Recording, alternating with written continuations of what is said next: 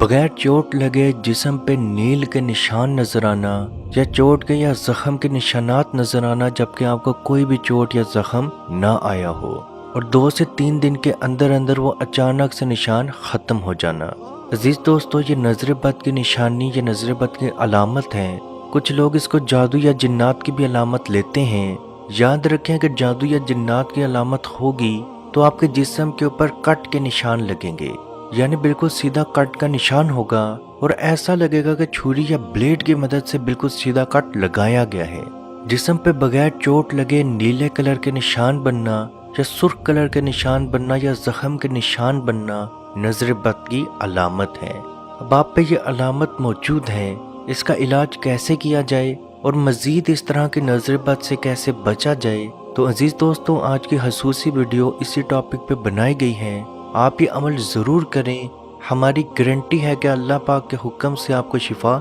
ज़रूर मिलेगी और इंशाअल्लाह बाहुक्म खुदा आपको दोबारा ऐसी नजर बद भी नहीं लगेगी। इंसान शुरुआत से ही थोड़ा सा लालची या हसद करने वाला रहा है। रिवायत में आता है कि हज़रत आदम अलैहिस्सलाम में जब अल्लाह पाक रूह फूंक रहे थे तो रूह अभी तक उनके हाथों तक ही पहुंची थी, यानी कि पाँव की तरफ नहीं गई। तो हज़रत आदम अलैहिस्सलाम ने जन्नत में पड़े हुए फलों को देखा और एकदम उन फलों की तरफ बढ़ने की कोशिश की, क्योंकि रूह अभी तक उनके पाँव तक या टांगों तक नहीं पहुंची तो वो गिर गए। इस पे अल्लाह पाक ने फरमाया,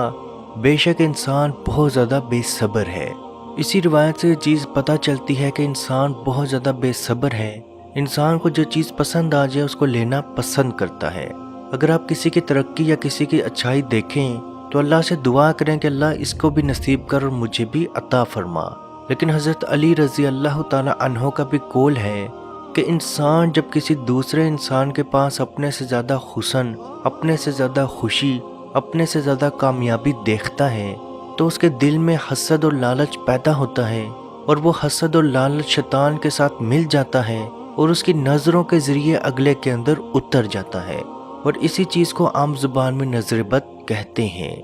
अजीज दोस्तों, अगर हम नजर बद की निशानियों की बात करें, सबसे पहली निशानी तो यही कि आपके जिस्म पे चोट के निशान नजर आएंगे या नील के निशान नजर आएंगे। इसके बरक्स चेहरे का अचानक से पीला हो जाना या चेहरे पे पिलाहट आ जाना, सीने में घुटन का एहसास होना, यानी कि आपके सीने में हद से ज़्यादा घुटन का एहसास हो, तिलावत सुनते हुए मुख्तलिफ तरह की परेशानी महसूस करना, मामूल से ज़्यादा, आम आदमी से ज़्यादा गर्मी का एहसास होना, पसीना आना, बहुत ज़्यादा पसीना आना, और ख़ास तौर पर कमर के निचले हिस्से में ज़्यादा पसीना आना, पहलू में बहुत ज़्यादा दर्द महसूस होना, बेचैनी की कैफियत में रहना, हर वक्त बेचैनी की कैफियत में रहना, इधर उधर देखते रहना, उंगलियों का लगातार इस्तेमाल करते रहना, आँखों से आंसू, बगैर किसी वजह के आँखों से आंसू निकलना शुरू हो जाना, पलकों का फड़कना या जिस्म में किसी हिस्से का अचानक हरकत करना शुरू हो जाना, बार बार दिल डूबने की कैफियत महसूस करना, यानी डिप्रेशन में चले जाना, पट्टों का या जिस्म के किसी हिस्से का अचानक से अकड़ जाना, या पट्टों में बहुत ज़्यादा दर्द होना, जोड़ों में बहुत ज़्यादा दर्द होना, या अचानक से पट्टों के अंदर खींच महसूस होना, नींद बेहोशी में, हर वक्त नींद बेहोशी में रहना, या बाज़ औक़ात बिल्कुल नींद ना आना। अजीज़ दोस्तों, याद रखें जब भी हम नज़र बद की निशानियों की बात करते हैं तो उसमें मेडिकल ट्रीटमेंट भी शामिल है, यानी कि आप अपना मेडिकल टेस्ट भी करवाएं, डॉक्टर से भी मिलें, इलाज भी करवाएं, लेकिन उसके बावजूद भी आपकी मेडिकल रिपोर्ट्स बिल्कुल क्लियर होना, इलाज के बावजूद भी आप पे कोई भी फ़र्क नज़र ना आना। याद रखें नबी पाक सल्लल्लाहु अलैहि वसल्लम का फरमान है, नज़र किसी आदमी को कब्र तक पहुंचा सकती है और किसी सेहतमंद ऊंट को हांडी तक पहुंचा सकती है, और अल्लाह की रज़ा के बाद मेरी उम्मत में सबसे ज़्यादा अमवात नज़र बद की वजह से होंगी, और अगर तकदीर से कोई चीज़ सबकत लेके जाने वाली होती तो वो नज़र बद होती। अब आप पे नज़र बद का वार मौजूद है, नज़र बद का असर मौजूद है, तो इसका इलाज कैसे किया जाए? तो सबसे पहले अगर आपको किसी इंसान पे शक हो कि फ़लाँ इंसान की नज़र बद मुझे लगती है तो उसको कुछ ना कुछ तोहफ़ दें, यानी कि कोई चीज़ गिफ्ट करें। इससे आप में और उसके अंदर प्यार बढ़ेगा और उसकी नज़र बद लगना कम होगी। दूसरी चीज़, अपना सदका गाहे बगाहे देते रहें, क्योंकि रिवायत में भी मौजूद है कि सदका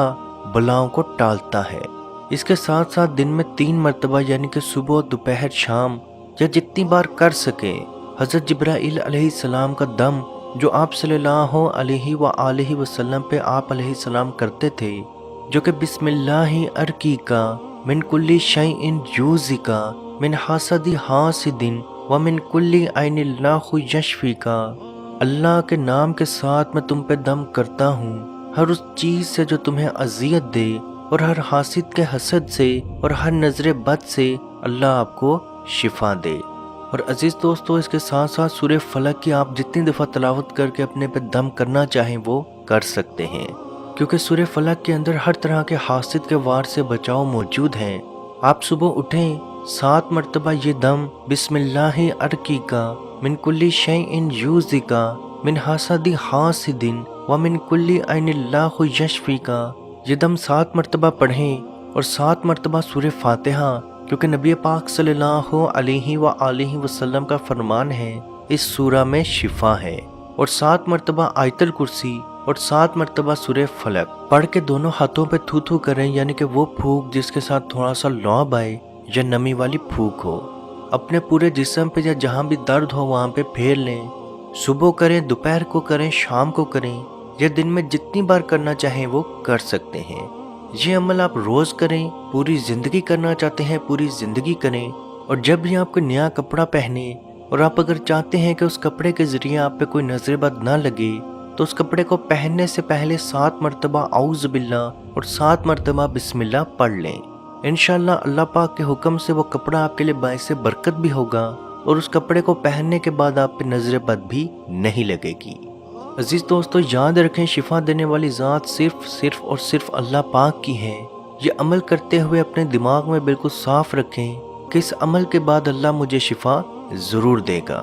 اللہ پاک سے دعا ہے کہ ہم سب کو اپنے حفظ و ایمان میں رکھے، اور کشمیر کے بھائیوں پہ خصوصی رحم عطا فرمائے، اور ان کو آزادی کی نعمت عطا فرمائے۔ آمین۔ اللہ حافظ۔ اے مالک، ہمارے اٹھے ہوئے ان گندے ہاتھوں کی طرف نہ دیکھ،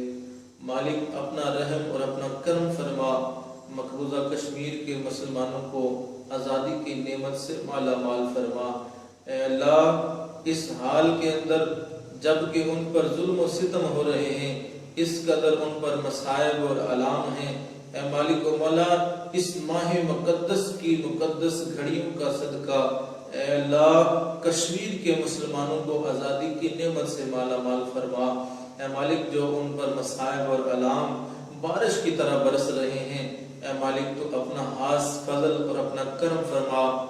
ان کی اس آزمائش کو، اس امتحان کے اندر ان کو کامیاب فرما، ان کی اس آزمائش کو دور فرما۔ اے مالک و مولا، اپنا کرم فرما، ان کو آزادی کی نعمت سے مالا مال فرما۔ اے مالک، ہم گناہگار سیاہکار جو بھی ہیں تیرے محبوب کی امتی ہیں، تجھے تیرے نبی علیہ السلام کا، اس کی محبوبیت کا واسطہ دے کر تجھ سے دعا مانگتے ہیں۔ اے مالک، کشمیر کے مسلمانوں کو آزادی کی نعمت سے مالا مال فرما۔ اے مالک، ملک پاکستان کو استحکام عطا فرما، ملک پاکستان کی سرحدوں کی خیر فرما، ملک پاکستان کی سرحدوں پر پہرا دینے والے نوجوانوں کو الہ العالمین ہمت اور حوصلہ عطا فرما۔ ملک پاکستان اور دنیا کے اندر اسلامی مملکت کے جتنے بھی حکمران ہیں، اے مالک ان کو شرم و حیا عطا فرما۔ اے مالک، ان کو کفار کی آنکھوں میں آنکھیں ڈال کر بات کرنے کا حوصلہ اور ہمت عطا فرما۔ اے مالک و مولا، اسلامی ملکوں کو اکٹھے ہو کر اے مالک و مولا کشمیر کی سلامتی کے لیے، حق ارادیت کے لیے آواز اٹھانے کی توفیق عطا فرما۔ اللهم ربنا تقبل منا انك انت السميع العليم وتب علينا يا مولانا انك انت التواب الرحيم۔